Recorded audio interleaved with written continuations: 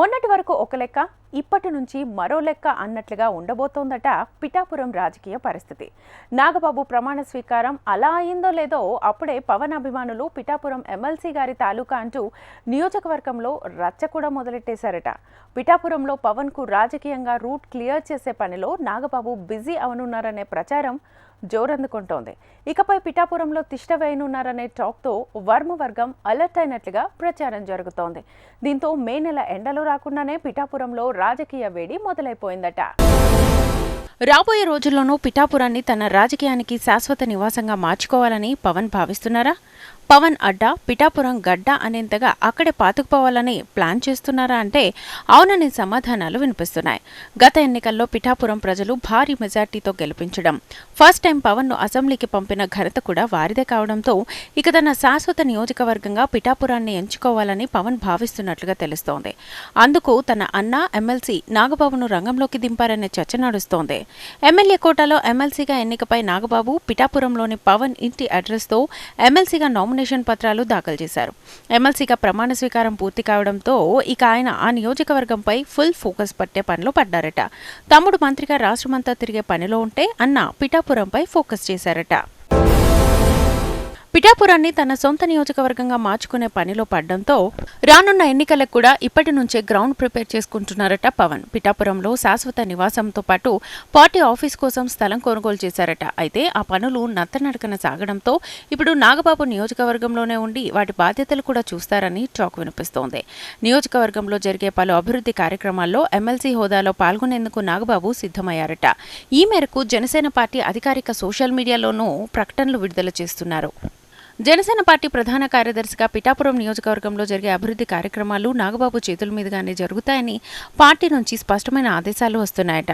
Pawan Kalyan deputy CM కావడంతో రాష్ట్రవ్యాప్త కార్యక్రమాలు, ఆయన శాఖలకు సంబంధించిన సమీక్షలతో నిత్యం బిజీగా ఉంటున్నారు. దీంతో పిఠాపురం ప్రజలను ఆయన నేరుగా కలుసుకోలేకపోతున్నారు.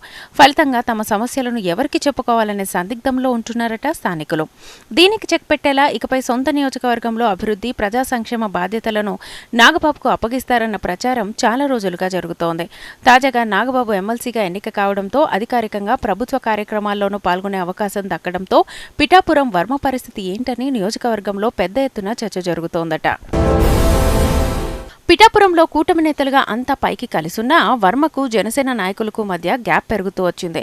తమ కారణంగానే పవన్ గెలిచారని ఎవరైనా భావిస్తే అది వారి కర్మ అంటూ ఇటీవల వర్మను టార్గెట్ చేస్తూ నాగబాబు చేసిన కామెంట్స్ ఈ గ్యాప్ను మరింతగా పెంచాయట.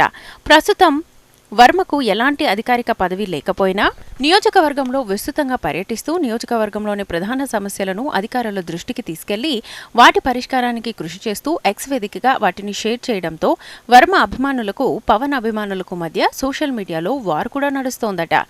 వర్మకు ఎలాంటి అధికారిక హోదా లేకపోయినా మాజీ ఎమ్మెల్యే స్థానిక హోదాతో సీఎంఆర్ఎఫ్ చెక్కుల పంపిణీ లాంటి కార్యక్రమాలను నిర్వహిస్తూ తన మార్క్ రాజకీయాన్ని చూపిస్తూ నియోజకవర్గమంతా సుడిగాలి పర్యటన చేస్తున్నారు.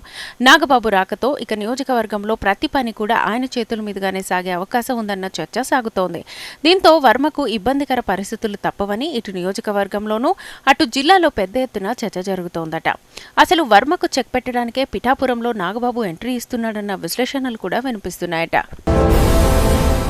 పిఠాపురం అభివృద్ధి బాధ్యతలను పవన్ నాగబాబుకు అప్పగిస్తే అక్కడి రాజకీయాలు మరింత హాట్గా సాగే అవకాశాలు కనిపిస్తున్నాయి. ఇప్పటికే తీవ్ర అసంతృప్తితో ఉన్న కూటమి నేతల మధ్య అగ్నికి ఆజ్యం పోసినట్లుగా అవుతోందని పొలిటికల్ విశ్లేషకులు అభిప్రాయపడుతున్నారు. ప్రభుత్వంలో ప్రాధాన్యత లేదని ఇప్పటికే వర్మవర్గం అసమ్మతితో ఉంది. దానికి తోడు ఇప్పుడు నాగబాబు ఎంట్రీ పరిస్థితిని ఎక్కడి వరకు తీసుకెళ్లనుందనే చర్చ నడుస్తోంది. పిఠాపురంలో నాగబాబు పెత్తనాన్ని వర్మవర్గం స్వాగతిస్తారా? ఎమ్మెల్సీ మార్గదర్శకత్వంలో వారు పనిచేస్తారా లేక ధిక్కరిస్తారా అనే చర్చ మొదలైంది.